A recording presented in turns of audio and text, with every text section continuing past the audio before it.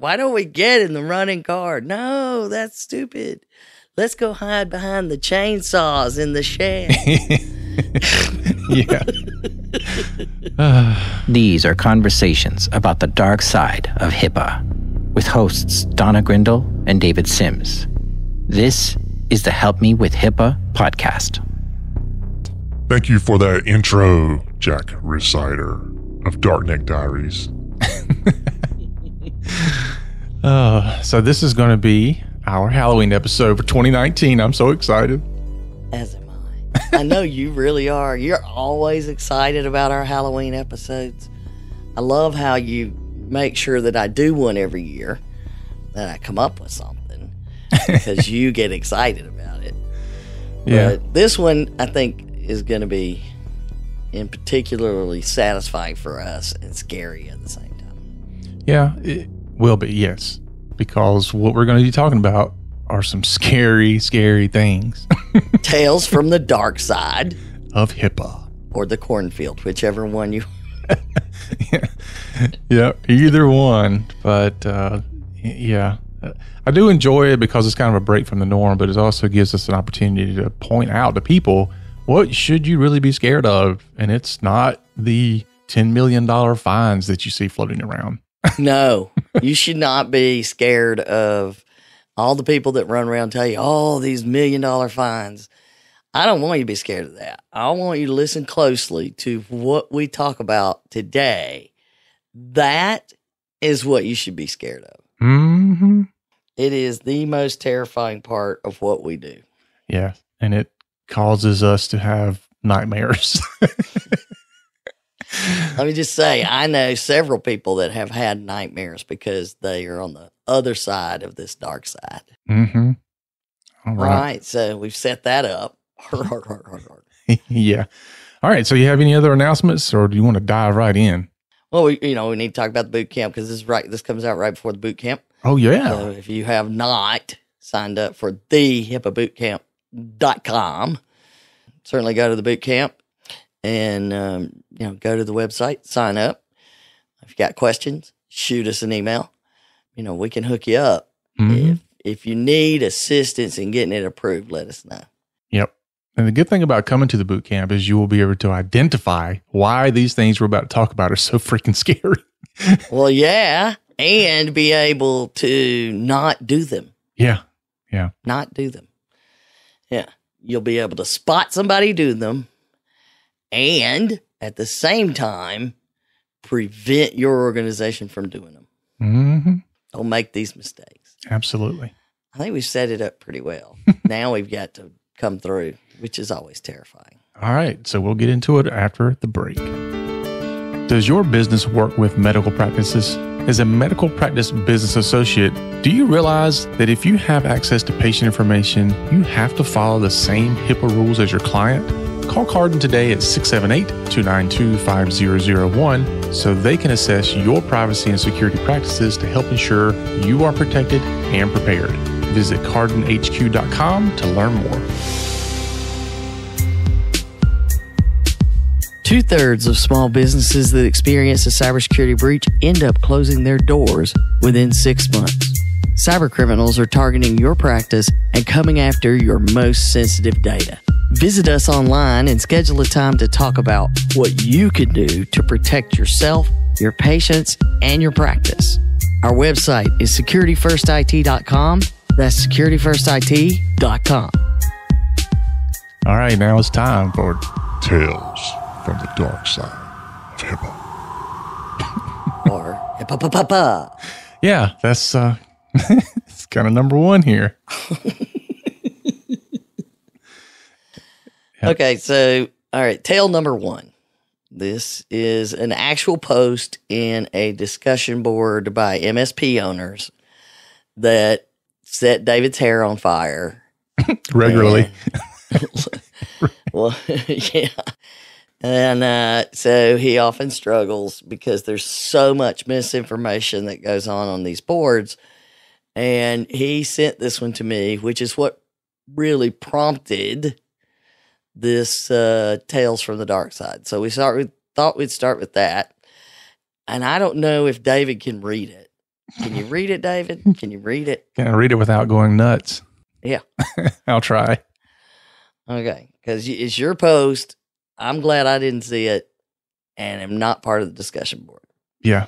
So I'll start out saying that, first of all, an MSP, a managed service provider, IT company. So just if you don't know what that is, but please be careful with these people. I run an MSP, and I can tell you our industry is so screwed up when it comes to HIPAA. It just, I don't get it. But yeah, don't trust. But do know that you will understand why David just said that by the time we get to the end of this. Yeah, don't trust people because. Okay, so here's the post. Onboarding a new HIPAA client. Yes, misspelled. HIPAA. Due to a scare that they recently had with an employee accidentally deleting a bunch of files from Google Drive where they're storing everything. I've suggested moving away from Google Drive to a real backup solution, and the client is on board. Looking for something that is HIPAA compliant, can be accessed remotely from separate office, can limit access to files for different employees/groups, i.e., the front desk doesn't need access to the company's owner's files. I've suggested setting up a computer server for files in AD, which is Active Directory, or a NAS, but the kicker is they only have about 10 gigs of data. Feels like I'm overselling. Is there a better solution?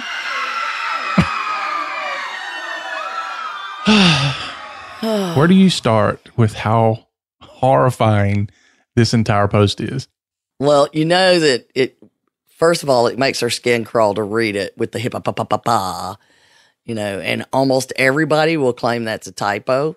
I believe a typo if you do it once and, there's 3 times it's spelled and one of them's misspelled, I'm good with that. But if you do it every time, don't try the typo story.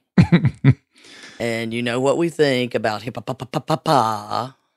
Yeah, that's your number one litmus test if they know what they're talking about. Yeah, let them spell it. Okay, so here comes the thing, is that there's clearly a great deal of confidence in this person who's giving out this advice with the HIPAA requirements. Yeah, that should be. So first of all, they can't spell it, which is an indicator of how much time they've spent with it.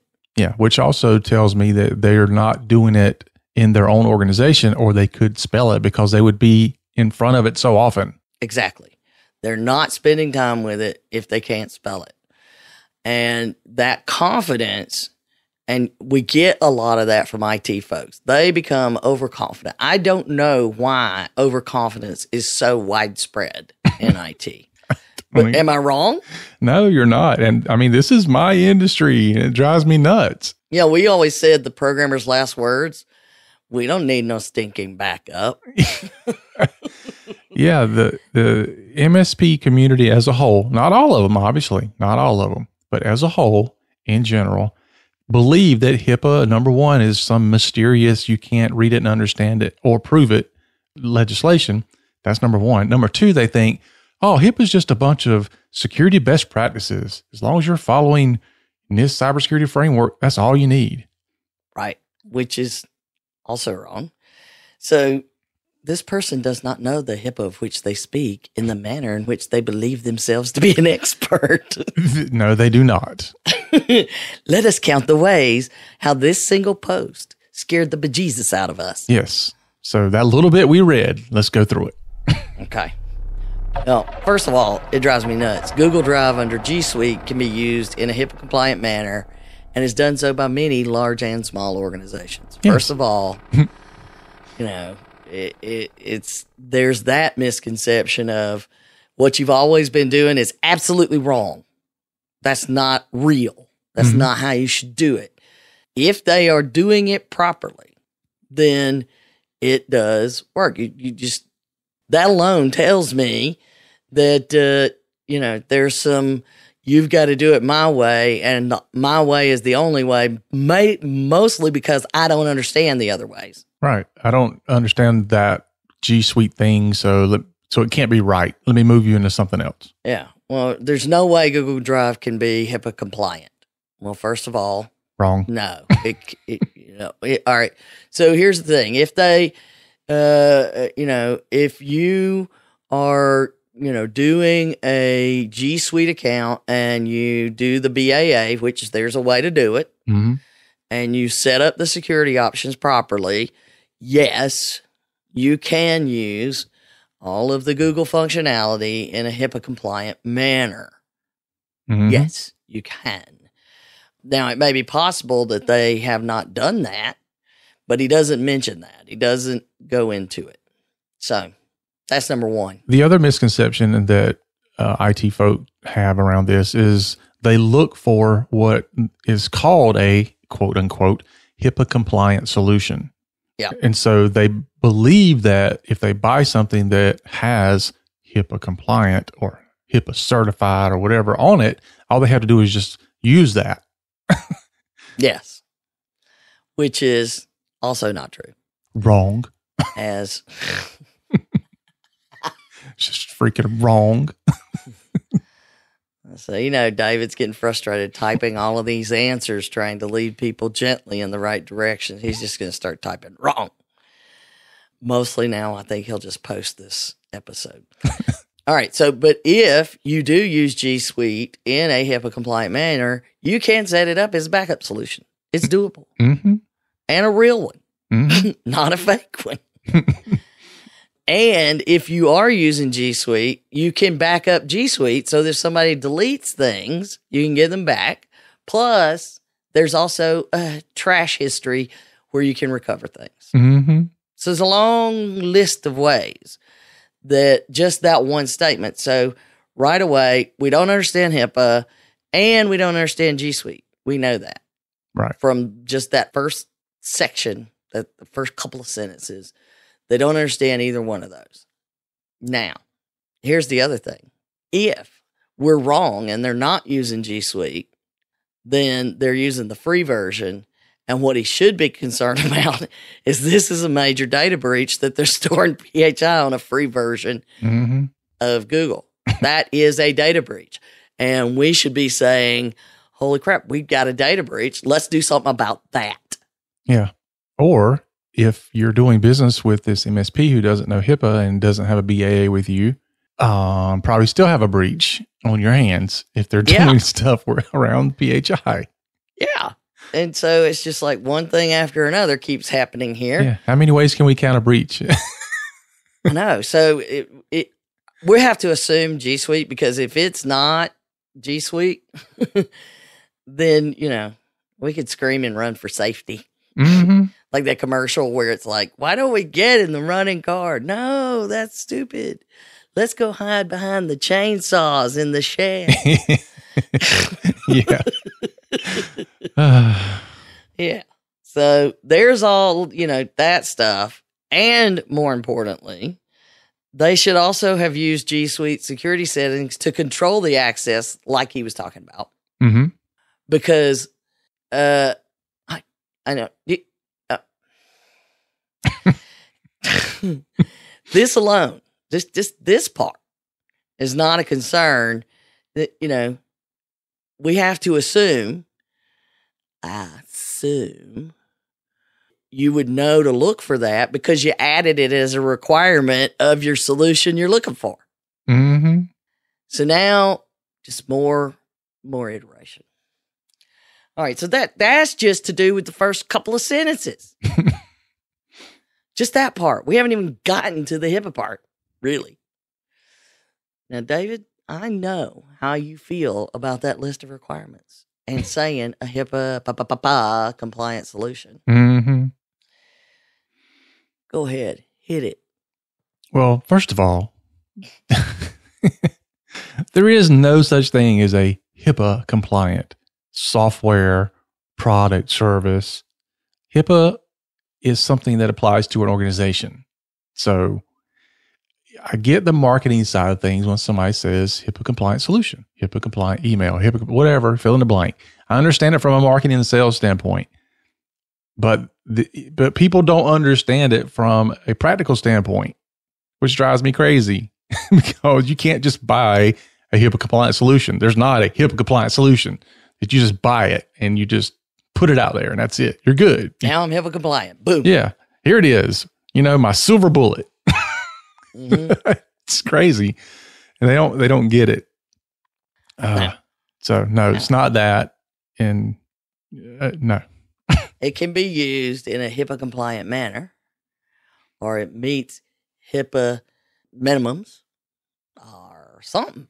Yeah. Would be the way to ask it. But then you've got to then dive into signing a BAA potentially, or having your client do it with that vendor, and having some type of due diligence that you're doing. You need to know about their privacy and security program, whether you ask them directly or whether you pull white papers off their site. You need to prove that you're doing your due diligence for this. You're not just taking a sticker from the front of the page. It said HIPAA certified. What more do I have to do? Well, we could just make up any kind of thing, throw a website out there, create our own HIPAA certified sticker, put it out there, and do nothing else. Oh, and by the way, I could even put this on my website. Get this. I can say we specialize in healthcare, or we specialize in HIPAA, or whatever. I can put whatever crap I want to put on my site. Yes. But that doesn't mean anything. And then they throw in requirement number 2. Okay. Can be accessed remotely from a separate office. Okay, so now we know there's multiple offices, remote access, home or mobile sites. So now we got to worry about that. And I would normally just, let it go if this didn't have so many errors in it. I wouldn't worry about the fact that it never said securely from a remote office. Well, that was, but the final requirement must limit access to files and folders for different employees and groups, which, by the way, is a specific and important requirement of a HIPAA compliant solution. You know what I'm saying? Yeah. I mean, in what is it? Robin Williams would say, in the dictionary under redundant, it says see redundant. Yeah. Yeah, it's like, if you're saying it has to be HIPAA compliant, then yes, it has to already have that. So how is that a separate line item? Exactly. So, that is like, all right, there's no mention of G Suite security in the first place. So yeah, it's like it has to be HIPAA compliant and secure. Yeah. Okay. All right. So there's that. And then the final point talks about the suggestions. And you and I know that generally what happens is that overconfidence that we talk about. I always assume there's something I'm missing, something I don't know. And my post would have been, what am I missing? Give me advice, not here's what I know. And is there a better way? But at any rate, so they suggested a server with Active Directory or a NAS storage device because they don't want to oversell to the client if there's a better solution for their small 10 gig of storage. So I appreciate the MSP doesn't want to oversell because so many of them go in and go, you're going to need 5 servers. Yeah. Yeah. You're going to need a domain server, so they understand and they came up, and part of their credentials is years at enterprise level IT. They do understand that, but you don't have to have enterprise level IT in a small business. I mean, come on. You shouldn't have enterprise level IT in a small business. Yeah, it's one of those things in the Poneman study was over complexity on the network. Exactly. Too much complexity leads to problems. Yeah. And a lot of these cases are, I got a guy IT. What if something happens to you? And you're creating all this complexity, and I can bet there's no documentation of it. So, many of the MSPs would just come in and say, you need a server with Active Directory. We're going to put in a NAS. We're going to move you to Office 365, or you're not going to be HIPAA compliant. Yeah. So you remember the text you sent me? Which one?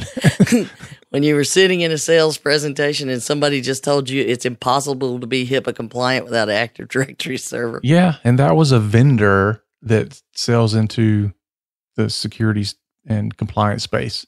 Yeah, sells to the MSPs. Yep.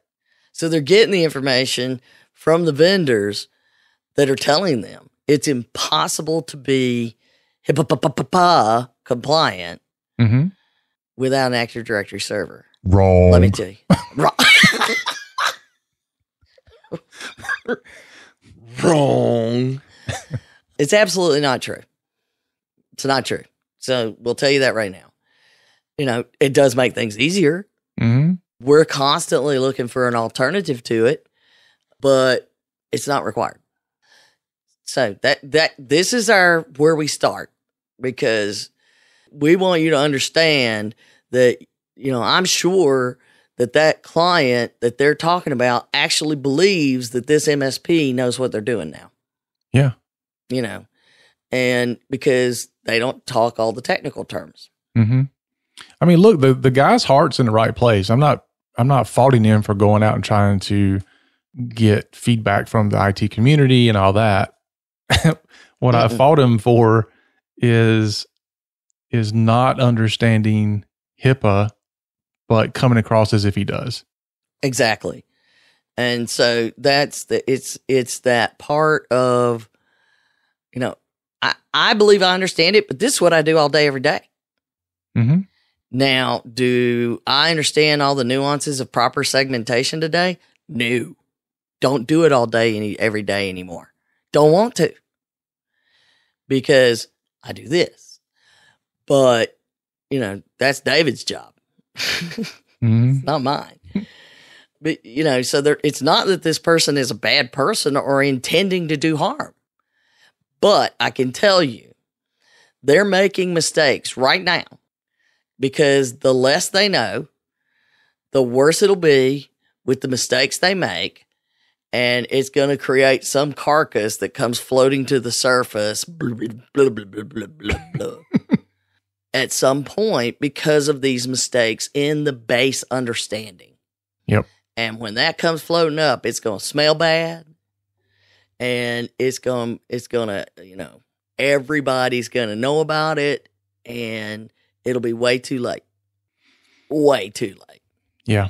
So it is a horror story just waiting to happen. It's just the climactic buildup to just, and unfortunately, this is not even one of the terrible ones, but it just, this is, I mean, I see this on an almost daily basis from the MSP community. There are so many of them out there that have no idea.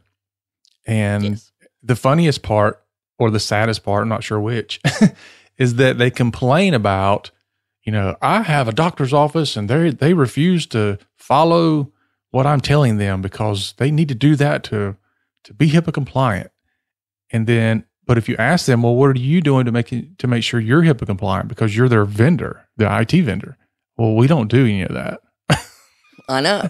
We just follow best practices. And yeah. So I'm like, okay, well then why are you mad because your doctor's office won't follow your advice? You already are in a position that you've put them in a breach, most likely. Classic. Do as I say, not as I do. Yeah. It's just, it's amazing. It's amazingly sad.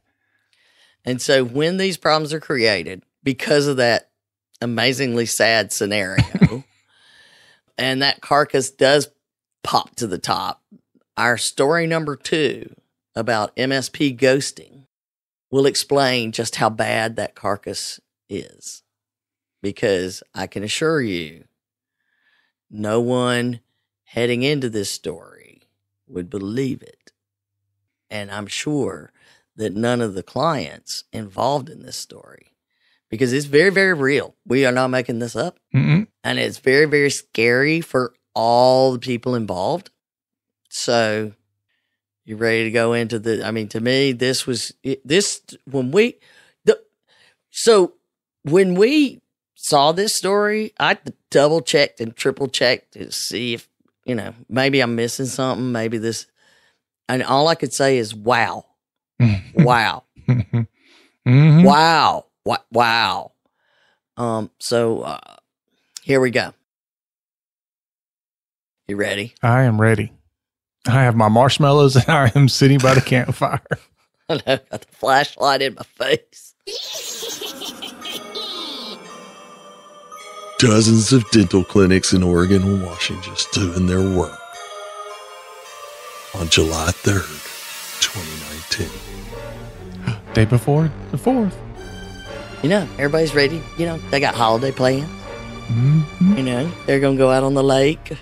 They're going to, go somewhere, do something that likely involves hamburgers and hot dogs. All excited. But the problem is, that's also when all the hackers know we're not paying them. Mm-hmm. So you're going about your business. You're just working. You're trying to get everything done. And all your systems start slowing down. And everybody starts complaining.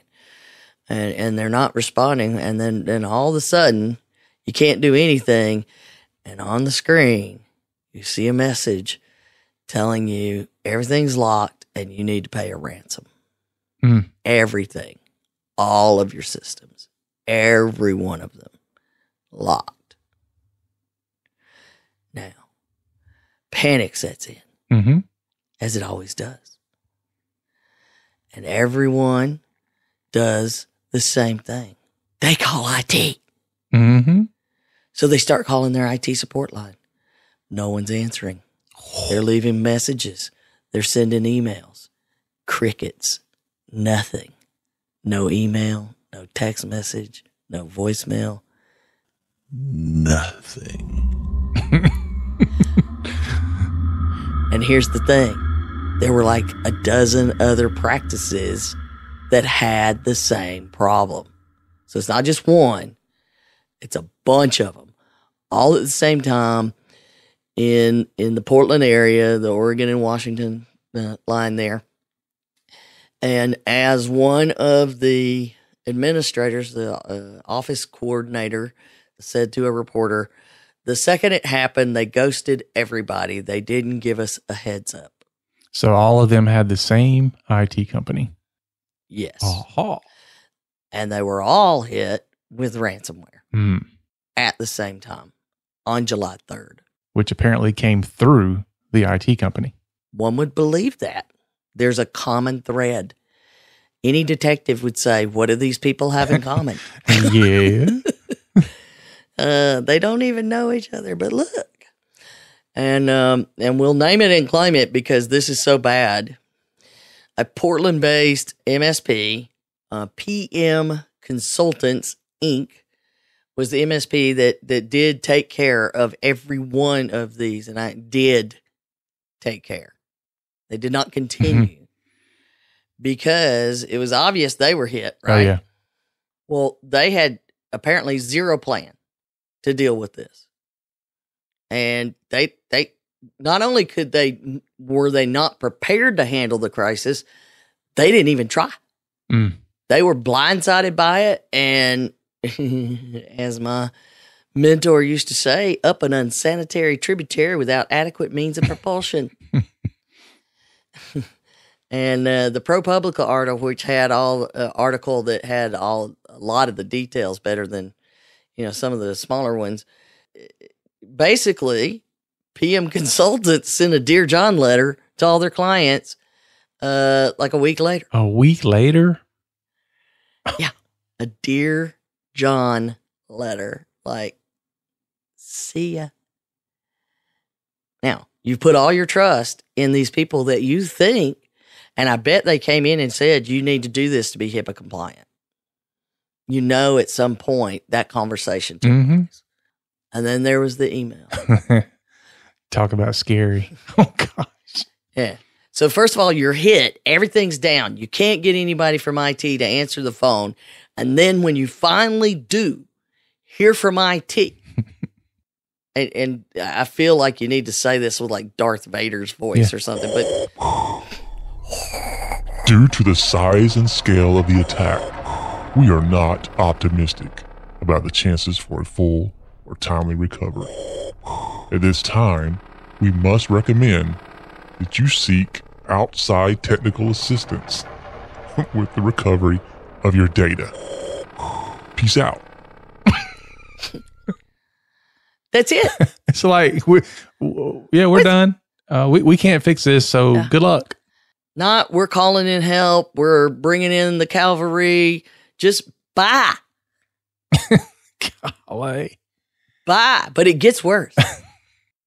It does. And not only is that what happens, they get the email a week later after it's clear they're not going to help. They just reiterate, find somebody else. Quit calling us. Wow. Okay, so that it all started on July 3rd, right?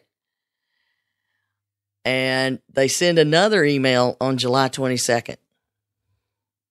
Right? So like roughly 20 days. That basically they say they're shutting down their business effective immediately and, quote, in part due to this devastating event. In part. What was the other part? I know. I don't think they had planned to shut it down. They didn't just shut down. It was a company. It was run by a couple. They had a couple of techs, and they just disappeared. Okay. And so I even went looking for them. Yeah, there you can find them on like Manta. You can find them listed on as a registered company. You can find out all that information, but the domain name is shut down. There's no website. The phones have been disconnected. The owners' mobile numbers, they just, they go message after message after message. They don't answer anybody. Bam, we're gone. Yeah.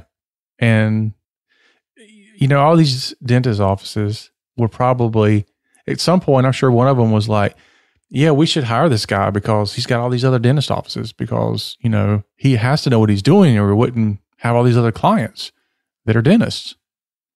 So there's not necessarily safety in numbers, just ask the fly on the little sticky fly stick with all the rest of them sitting there, because here you think everything's great until it's not. And then when it's not, it's really not. Yeah. Yeah. Security is too expensive, too troublesome until it's not enough. Oh, yeah. And it's the same scenario here is, did you vet them? Did you ask them? Did you say, hey, what are you doing to stay up on things? They probably say, well, they've got a dozen other clients just like me. I mean, they have to know what they're doing. They have to be doing it right. Yeah. Not necessary. I mean, you talk about a nightmare. Yeah. Just imagine what these dental offices are going through in this whole area with little or no ability to recover. And you're calling in. I mean, David, what would you do if you got a call from one of them? I mean, what would you be able to do? Well, that's when you have an incident response plan. If you follow in HIPAA, then you should have that. But I mean, to go help them. Oh, yeah. Clearly their incident response plan was to call IT. How many times do we hear that? I mean, my incident response plan is call IT. I would do anything I absolutely could to help my clients. I mean, I would be calling in the cavalry.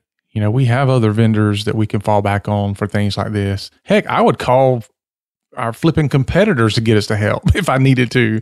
I'm like, I have to do anything I can to get these people back up and running. Yeah. See, and because you understand that HIPAA's not about compliance, it's about patient care. Right. None of these other folks do. They see it as best practices checklist.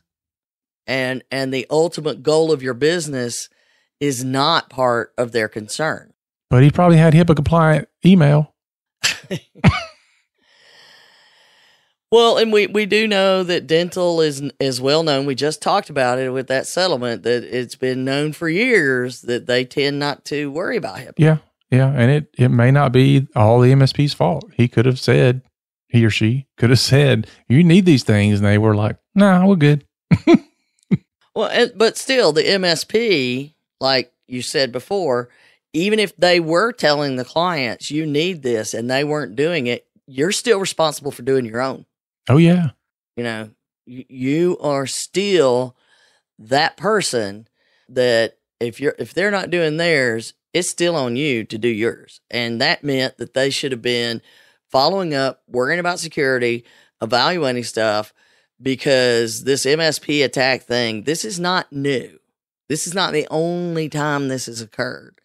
No, there's actually an MSP, and I don't know the name, but he's actually talked about it publicly in some of the MSP webinars and stuff, that this happened to him in his MSP. Mm-hmm. And he responded accordingly. I mean, he had people that were jumping in and helping out and doing these things. And yes, it was still a bad situation for him. And yes, he still lost clients and lost money, and it did not turn out well for him. Mm-hmm. But and he said it's struggling to just, even though that he kept the clients, they still don't trust him. Right. You go from the trusted advisor to the untrusted advisor, right? Yeah. But I'll hand it to the guy. He did everything he could possibly do to help in the recovery process. And it's terrible that it happened the way it did. And it scares the crap out of me, because it can happen to anybody, including my business. But you have to have a way to respond to that. And the guy did aware it's happening in the first place. Right. And I believe he did all that he could do. But it still happened. But to do what these people did and just completely drop off the face of the earth and not do anything is crazy. Yeah, they just abandoned them. And it doesn't matter how much liability insurance they had if there's 12 people trying to go after $1 million. Yeah. What are you going to get? Which brings us to, unfortunately, Tales from the Dark Side of HIPAA number 3. There are many more. Mm-hmm. This is not just 2 cases. I am Legion. We are many.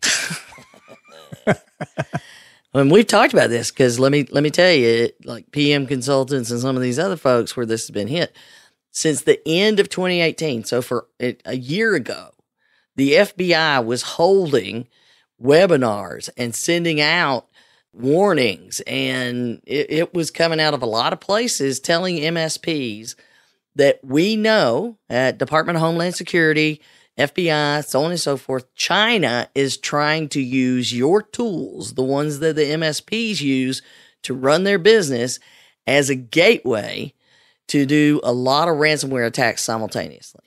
Yeah, I mean, why not? The tools that IT uses is everything a hacker could dream of having. Yeah. And it's designed to allow the IT vendors to send out, everybody needs this fix right now. Send this software to them all. Well, that's exactly what they're doing, except they're sending malware. And we're only hearing about ransomware. What if it's other stuff that they're sending, and then they're dropping the ransomware on their way out? Whole nother story. We're not going to go there. But, we've talked briefly about the DDS Safe and PerkSoft. 400 dental practices roughly in the Wisconsin area and other in upper Midwest. They were recently hit with ransomware. Yeah, we were watching that as it unfolded. Yeah. And the reports and they did the right thing. Granted, but talk about a reputational damage. They sold, we do backup so you don't have to worry about ransomware. Yeah. And I would not want to be in their position. And we're fortunate to be on our side of that. Can't imagine. I don't know about you, David, but probably I would have been throwing up somewhere. Oh yeah. Yeah. Yeah. It's horrible. Yeah. Just at the thought of what has happened to these people, at the patients and the businesses. Not that it's happened to me, it's happened to them. So, yeah, the offices in that case, they're all, yelling because it's taken them a while. But we also know that they paid the ransom. Mm-hmm. And that's how they got out of it, is they paid the ransom, and then they had still, just because you pay the ransom, it's not like, oh, okay, now everybody's good. You've got to decrypt every single machine. Yeah. So still a lot of work. Yeah, I'm not sure if they've gotten it all done yet. It's been a few weeks, but getting them all resolved is not easy. And, we just talked about paying the ransom doesn't necessarily mean that it's going to work. Mm-hmm. Because, it's like, first of all, I think there's a statistic like 98% of the time, if you pay the ransom, you will get a decryptor. Mm-hmm. But 96% of the time, the decryptor will actually work and not destroy data, not ask you for more. Yeah. And that's, the destruction of data part is what they're starting to see with some of these where, yes, the decryption key works and yes, it lets you back in, but it also, the process is destroying a large portion of your files. So even though you're getting them back or getting back in your systems, you're still having a lot of data loss. Yeah, they're saying that Ryuk runs about an 87% accuracy in decrypting. Right. Well, here's the thing, is they're just not, for some reason, those ransomware developers spend a lot of time worrying about their encryption working properly, but not the decryption. You pay me after that, I'm good. So you do have to worry because of that, but also if they're paying, then we know what happens. If people are buying, then there's a lot more production, producing a lot of getting things done. So with that in mind, you have to worry about this getting worse. And in fact, a new one just got announced. I saw a new one come out yesterday from Louisiana that a pediatrics group, it's the first article I've seen about this cluster, but you got to assume you're going to see more because one of the administrators at the pediatrics group said it was their IT company was hit and the IT company paid the ransom to get their clients back up and running. So we're going to hear some more somewhere on that one. So, yes, paying the ransom is the fastest way to get back up and running, but we also know that's not necessarily going to protect the integrity of your data, number one. We also know that that's going to only increase this volume of attacks on MSPs who already for like a year now or have clearly been unaware of this, and the vendors need to be participating in spreading the word. And things like the 22 towns in Texas that everybody heard about, MSPs. So it wasn't like a coordinated attack against 22 individual towns. It was a coordinated attack against MSPs in Texas. Yep. So, yeah, the cities refused to pay and they got back up and running, but we don't know if the IT company paid. And, this stuff's coming at us constantly. I mean, these stories are from since July. Everything that we just shared with you has happened since July. Because I think that post was recent too. Right. So, we're worried. We worry about this all the time. And if you're looking at an IT provider that doesn't understand HIPAA as clearly as they think they do, and they're not prepared to protect you and your patients, if they don't understand it in the first place, what do you think they're doing with their own programs? Because these attacks, they're showing you a lot of their cards. Yep. So, well, that sets the stage now for the coup de grace. So David and I have been doing this, and all of a sudden, while I was on vacation, out of nowhere, I hadn't heard from David hardly at all. I tried to leave you alone. Yeah, he was trying to leave me alone. And I get this chart. Just all it is a graph for a report he's reading. And, go ahead, David. Just go. Because you read this report and it's horrifying. So. Well, yeah, I mean, it's a report that is put out by a company called IT Glue. It's called the Global MSP Benchmark of 2019. And so, IT Glue takes their MSPs, I think they measured or asked a bunch of questions of 700 MSPs from across 23 countries. And 2/3 of those are in the U.S. So most of them are U.S. based. And so they ask them a bunch of questions about their business and what they're worried about and what they're focusing on and all these things. And so one of the graphs asked, how important are the following metrics to your business? And the 5 areas were service desk, financial, sales and marketing, human resources, and compliance. How important are these things? And I'm sorry to say that compliance was almost the very lowest thing on the totem pole.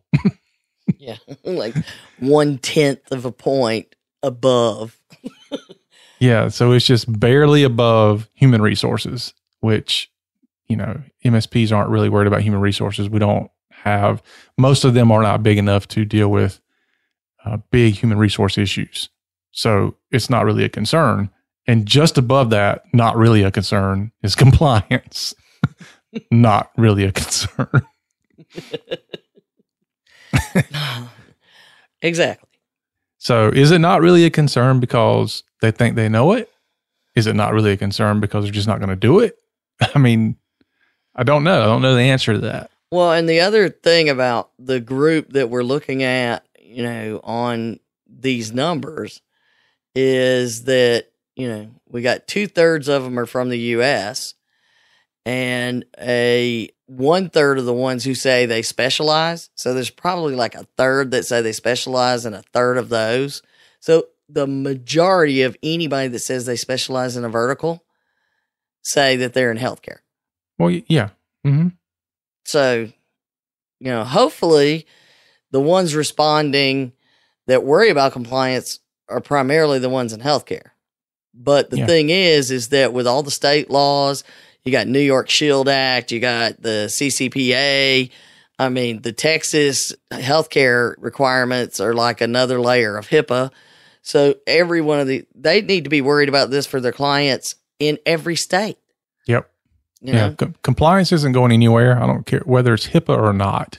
I've been preaching this for at least 2 years that something that is going to be like HIPAA is going to come, and you might as well start now because it's coming. Mm-hmm. And it means doing things in writing, which IT people for some reason hate to do. Yep. I need you to do this checklist. I know what I'm doing. I don't need a checklist. It's not because I doubt you. How about document this thing you did? I don't have time for that. I got to jump on the next ticket. Yeah. And that in itself is, let's reiterate here. What is the product that IT Glue sells that most people use? Documentation. Just saying. All right. So here's the thing that we're going to, bring it around to. The next time your MSP, your IT company, your IT department, don't forget, this could be an internal IT department just the same. Mm-hmm. Because I can't tell you the number of internal IT folks that say they understand everything there is to know about HIPAA. And right away, wrong. I don't say I do. I say I probably know more than most, but I don't understand everything. There's some very complicated things that you need to know about that, the research stuff and, no, I'm never going to say I know or there's everything to know about it. I'm going to say I know a lot. Mm-hmm. I may probably know more than most people I'm talking to, but I don't know everything. So the next time they're preaching at you, you need to turn around and come up with some monster voice. Tell me what you're doing to manage your own compliance. Just like it comes out of you. What are you doing? Because it's a valid question. Yeah. And we encourage people to ask it. Right. And some of these people are going to tell you, we outsource that. I know. Really? You outsource your compliance? Yeah. Well, right away, again, tell me what you do. Mm-hmm. Keep asking. Keep asking the questions. Ask how they're getting trained. Ask how their compliance officers trained. Yeah. And how do they keep up with stuff? How do you keep up with what's happening in HIPAA? Yeah. And ask these questions, because if you don't, as widespread as we know this problem is, particularly in the smaller areas. Now, you're working with the bigger companies. I'm not going to say that all of the big companies are exceptionally good at it. I will tell you that many of the big healthcare verticals are good at it, but that doesn't mean I've vetted them all. Mm-mm. And I always go in with the hope that they understand. Yeah. I mean, really, you could probably just start out with, do you listen to Help Me with HIPAA? And if they don't say yes, you're already an uphill battle. So just start there. Yeah. Do you listen to Help Me with HIPAA? Do you read the Help Me with HIPAA articles? Are you a member of HIPAA for MSPs? Yeah, that's a great place I don't know. Do you take advantage of being a member for HIPAA for MSPs? Yeah, because some people are members that don't do anything with it. Yeah. So it's definitely worth asking. And if you're not doing it, ask those questions. You know what? Send them this episode and say, I want to have a meeting to discuss what they're talking about. Mm-hmm. That's scary. You know, and the MSPs that know what we're doing, they're like, great, let's do it. I'm ready. I'm excited to hear you're doing that. You're paying that much attention. It's awesome. So all you ITs out there that do, remember, that's your answer. But I worry about this more than most anything is, you know, every time I encounter new IT, and you wouldn't believe I've got people yelling and screaming at me, and I'm like, honestly, I really do know what I'm doing. Honestly. Yeah. You know, you don't understand. I've done all of these. Just because you've done them doesn't mean you've done them right. Mm-mm. You know? Well, the biggest problem with these things are insider threats. And so who has the most insider power than anybody? It's not the person sitting at the front desk, you know, although they can still make a mess. It's not, it's not the C-suite people, although they can definitely make a mess. It's IT. Right. I mean, we have the keys to the kingdom. We need to be under more scrutiny than anybody else. Yeah, they literally have all of your data in their hands. And they're the only ones that do. Mm-hmm. So if you don't worry about them now, we could be telling your story next year for our Halloween horror story episode. Yeah. So if you want to contribute, just let us know. Yeah, if you've gone through this and you want to be interviewed to explain to, because we've had people that say, look, I'm really glad you're telling that story because it's awful when it happens. You know, you let us know.